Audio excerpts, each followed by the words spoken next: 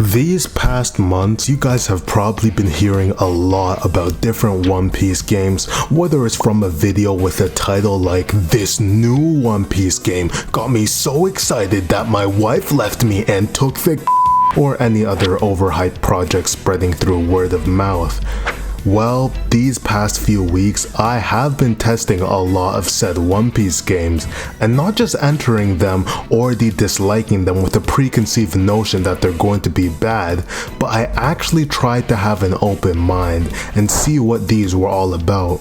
And after testing like my 4th new One Piece game this month, it became ever so clear to me that the One Piece genre on Roblox is completely dead. You guys know I'm not a fan of bandit beating progression, but that's just my opinion. Some people do find it fun, and I understand that that type of games are supposed to be more oriented towards kids. And that's not really even my main issue. Every single game I played was exactly the same, and I mean that with absolutely no exaggeration. From the combat to the progression to even the abilities the fruits had, literally every single one of these games were the same. Now, any YouTuber that tells you otherwise either has an IQ of 60 or is just trying to make a bag, and possibly it's a mixture of both. These aren't mutually exclusive, you never know. And the sad truth is, on this platform, YouTubers are king. Whether you like it or not, they have more power and influence than any developer. YouTubers single-handedly dictate which games succeed and which fail.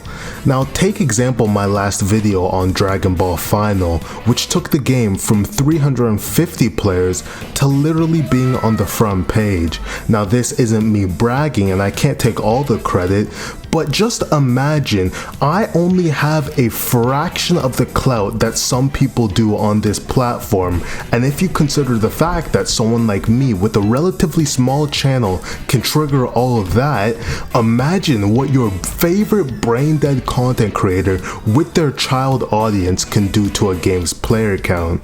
And that is why these mid-One Piece games keep getting popular. YouTubers overhype them, and their player count subsequently skyrockets. Now, if you are a developer, you are probably thinking, well, okay then, I'll just make my own One Piece bandit beater, get YouTubers to promote it, and then I'll be racking them millions of dollars. Well, certainly that could happen, but this is far more likely. You see, you'll release your game, and everyone will play it, of course, because, well, it's One Piece. And your game might go strong for a week, 2 weeks, possibly even a month.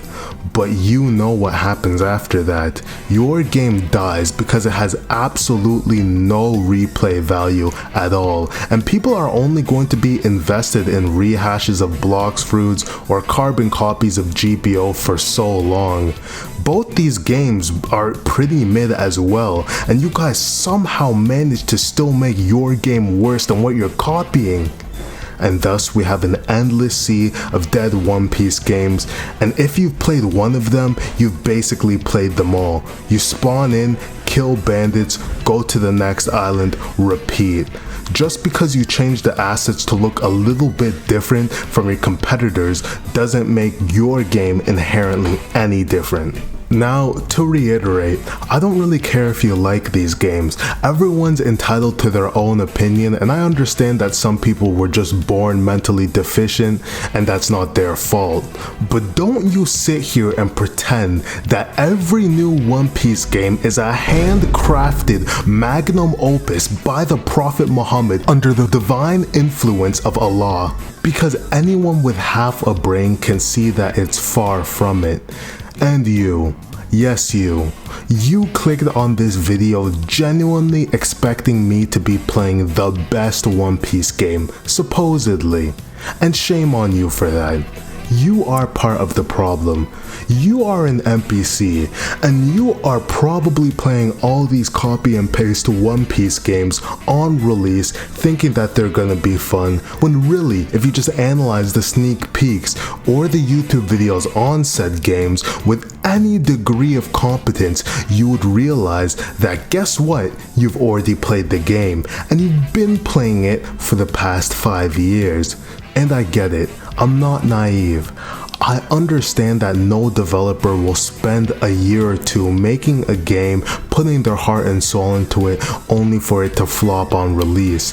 And of course, it's going to be much safer for you to simply follow an established trend that has already been tried and proven to work. And in the defense of a lot of the games that I've tested, they were of course in testing, so you wouldn't expect too much for them.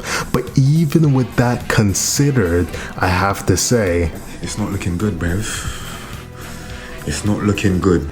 So, I guess the main takeaway is don't be an NPC. Be a free thinker. If you're a player, make your own decisions and don't sit there and pretend a game is good or original just because that's what the general consensus is. If you genuinely don't like a game, how stupid do you have to be sitting there playing it because there's nothing else to play on the platform? Shut the hell up. That's just stupid. But if you genuinely like it, play on, I don't really care. And as for developers, we have seen it time and time again.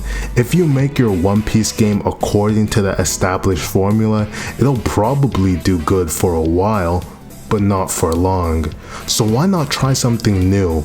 Or at least fun, like goddamn. But also, I'm not hating on any of the games that I've showed or mentioned in this video. I'm simply just speaking my mind, and of course I would have a lot of positive things to say about these games because there is two sides of each coin, and you know, not everything is all bad, but that wasn't really the topic of this video. So anyway, thank you guys for making it this far. Subscribe if you haven't already. I'll see you all in the next one. Can persevere, go forward on my own. There's a bright and shining